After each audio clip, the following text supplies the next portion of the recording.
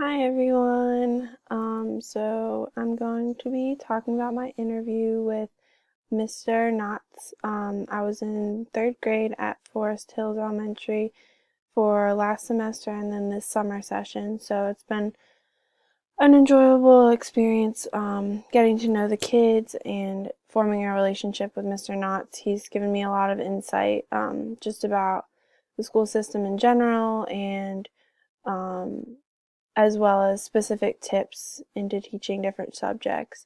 And he's pretty passionate about social studies because he was actually a history major in college before he decided that he wanted to be um, an elementary school teacher. And so um, this is something that he tries to incorporate as much as possible into his classroom. So the first question that I asked him was, can you describe your beliefs about teaching social studies with young learners? And I ask that because I think it's really important for a teacher to have a strong opinion on social studies in that they think it's important for students to learn, because if they don't have that mindset, then they're not going to incorporate it.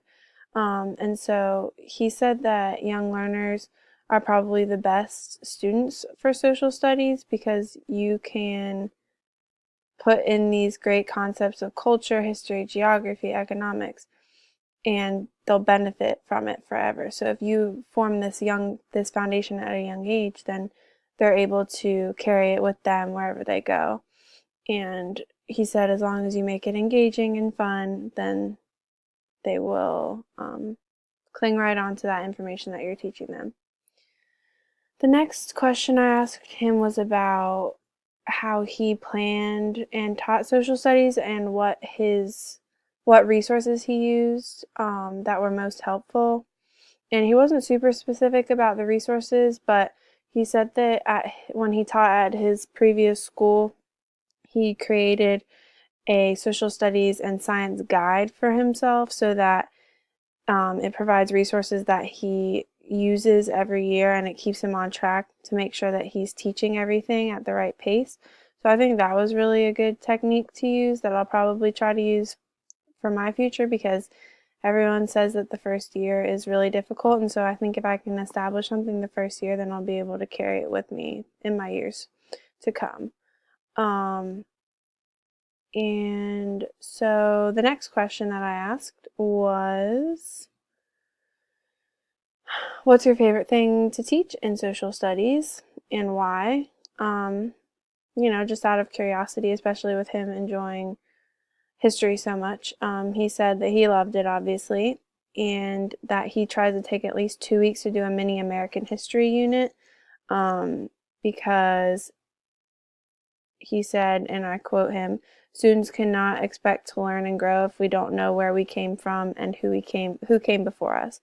So that's really accurate, and I actually talked about that after looking at those cultural articles that we had to read this week.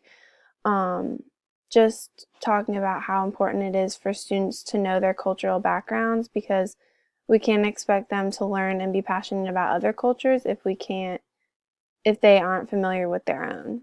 So I thought that was a really interesting thing that he said.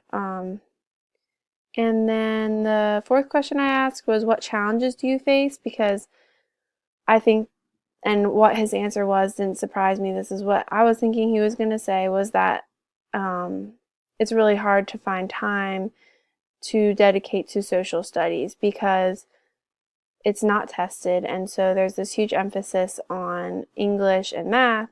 And so their block times for their lessons every day are English and math, reading and math. Um, and so he said that that was the biggest struggle for him, and I think it's sad because I think this is a struggle for most teachers involving social studies, because it's not a core subject and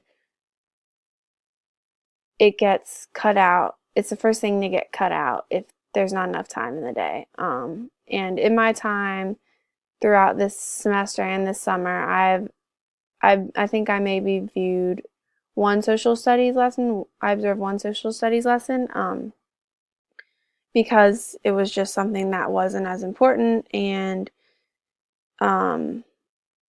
just kind of took a back burner, which is sad, even for a teacher who's so passionate about history because of all the requirements that need to be taught before that involving testing. And then the last question I asked him was, what advice would I have him give me about teaching social studies? And he said, just try and squeeze it into every subject that you can. It's not hard to integrate social studies into reading and math. And that's another thing that we read about in one of the articles this week, was that you can incorporate, especially in particular literacy, with social studies. And that's something that I'm really going to try to do in my future classroom, because if you can't, have one time specifically designated to social studies, it doesn't mean that you can't teach it at all. And so I'm really going to try this integration technique, because I think it's so important for kids to learn about history and geography and economics and all of that good stuff. In particular, for example, I taught my source analysis the other day, and I had the kids look at a map and guess where North Carolina was in the United States without it being labeled.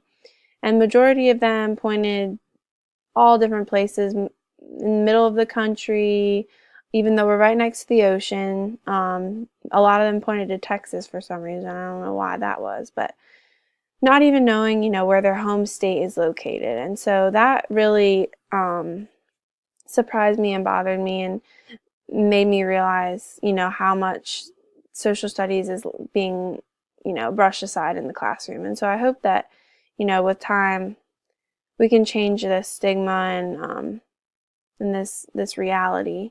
So that's what I have for you guys, and I look forward to seeing you in class this week. Bye.